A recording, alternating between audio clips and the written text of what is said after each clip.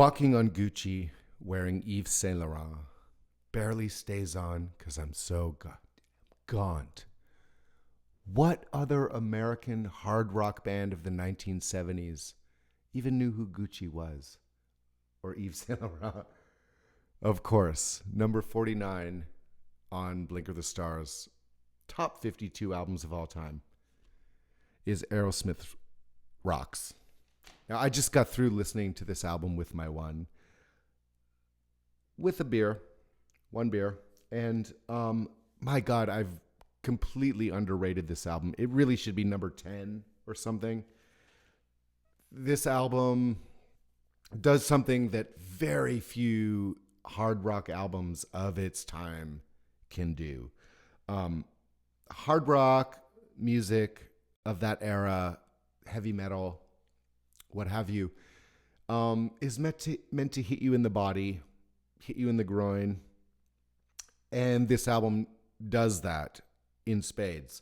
But it also is an emotional hard rock album. It is the rarest of things. I mean, I was crying listening to the guitar solo on Home Tonight, and it's not the first time. A few things about this record that, maybe most people haven't commented on, because it is fairly indisputably their best album. Back in the grunge days when Aerosmith were definitely not cool, Kurt Cobain famously talked up Rocks by Aerosmith and sort of brought it back into fashion, or at least opened up people's ears to how great this record really is. Okay, one thing about it is, any of you who know me, I'm not a vinyl purist, not even an analog purist. I'm sort of a realist, so if something works, use it. If it works the best, use it. If that happens to be analog, use it. If that happens to be digital, use it. And where I fall between like digital and analog as far as like what you listen to for pleasure, even just vinyl versus CD versus streaming, for instance. To me, it's very case dependent. So, and based on mastering and transfer from analog to digital, all that nerdy stuff. So for me, it's on a case by case basis. And this is one of those few albums that vinyl serves this album best. And I'm pretty sure it's just the original mastering job that was done, because as far as I know, they're still using the original mixes on current digital versions. There is something much more gratifying in the vinyl version of this, and I implore you all, if you go back to this record, just find a used copy somewhere for $10 somewhere, and in a decent system. You don't need a $20,000 system to hear the difference. There's something so linearly deep about this. We often talk about stereo width in recordings. There's plenty of that on this, but it's really this sort of depth of field that you hear in this record. The other thing I'll say about it is that this is an album of outros. Man, the outro, I was dropping my kid off at school the other day, and Get the Let Out came on, Deep Tracks on Sirius, and the outro came on, and I was reminded, I knew I was going to be talking about this album soon.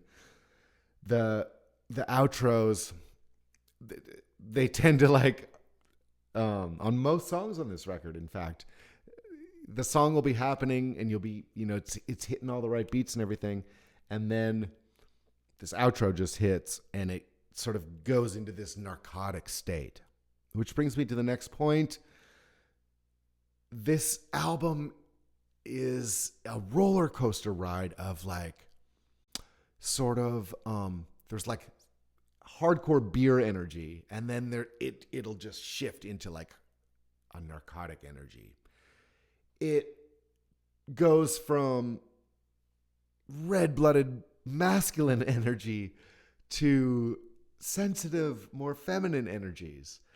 This record is an emotional hard rock record. Back in the Saddle. What can you say? One of the greatest opening tracks of all time on any album, and they have two of them. Um, I'll have to duck, but the first song on their 1987 comeback sellout album, Permanent Vacation, is also one of the greatest opening tracks ever. Talk about that later, or maybe not. But Back in the Saddle, especially on vinyl, you're going to hear some detail. You're going to hear, more of that gallop, that horsey gallop. The riff is incomprehensible. It was apparently written by guitarist Joe Perry on a 6-string bass, and he is subsequently revealed that he was high on heroin when he was recording this. And you can, he said the riff just flowed right through him. And you can really hear it, because who would write a riff like that? It's completely bizarre. Joey Kramer roots it in a very sort of almost like primitive Velvet Underground sort of Mo Tucker. You also really hear that snare drum on vinyl, the depth of the fatness of the snare drum. It's just something to behold. Now, side one of this record, I could rhapsodize endlessly about every song. Let's skip to the last song. Combination is Joe Perry's first lead vocal. Steven is sort of singing with him, so it very much kind of, I didn't even notice that it was a Joe Perry lead vocal for many years, because Steven is sort of tucked under there. But that, I think Combination, even though, my God, it has been my favorite song on the album. I've had so many favorite songs on this album. I mean, really sort of, if I was going to play it to a non-believer, this album, I would maybe start with Combination, because it's sort of the most harmonically complex. It has that outro, of course, as do most tracks on this record. But it has like a real sort of mystic / narcotic beauty to it that is ever so appealing. You go to side 2, this record is just unbelievable. Sick as a Dog. Again, it's one of those songs that has the hyper masculine sort of one part, and then it goes into the na na na na na na na. Just like beautiful pop part with just na na nas. Nobody's Fault. The next song is possibly, no one's ever going to accuse Aerosmith of being a heavy metal band. This is their metal song. It is Joey Kramer's greatest performance on drums.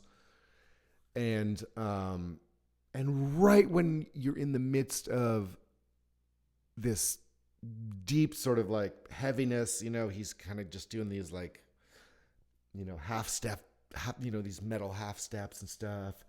He goes into this, the chorus is like, sorry, I'm so sorry. It's heartbreaking. It really is. Get the Let Out, as I said, was the song that I heard most recently on the radio. And that's the song where I'll make my case for, this is the album of the greatest outros, and the outro fades. Lickin' a Promise, often, on my covers album, I covered Home Tonight, the ballad, but I almost did Lickin' a Promise, and my one just told me that I should have covered Lickin' a Promise. It's almost Ramonesy. This is the sound of a band that is rehearsed when bands used to rehearse for albums, but not over-rehearsed. The guitar solos have such nimble fluidity. They're so liquid.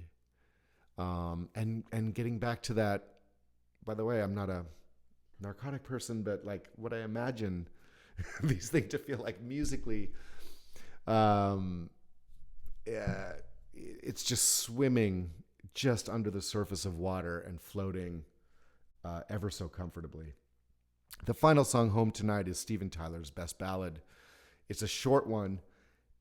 Joe Perry is so complimentary in his guitar solo. It amplifies the emotion of the song. It's not that corny.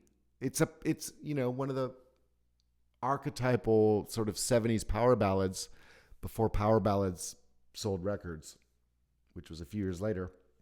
But it really is sort of the blueprint of their later, crappier ballads. And it is the ultimate Aerosmith ballad. Again, the outro, insane.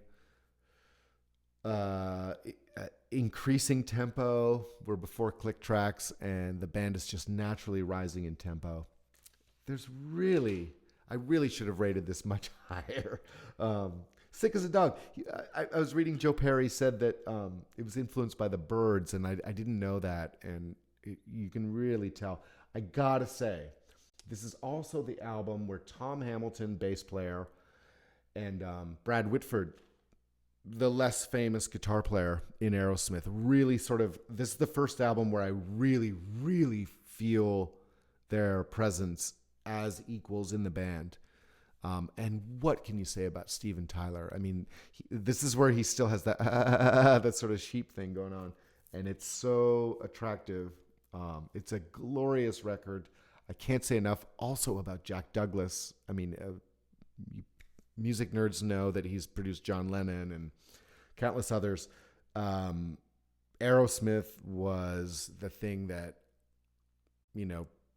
really sort of made him a name in the industry. And I would imagine, given the narcotic state of Aerosmith, that his organizational skills and motivational skills, which is 80% of a producer's job, must have been extraordinary. And I sometimes fall asleep just thinking about what these sessions must have been like.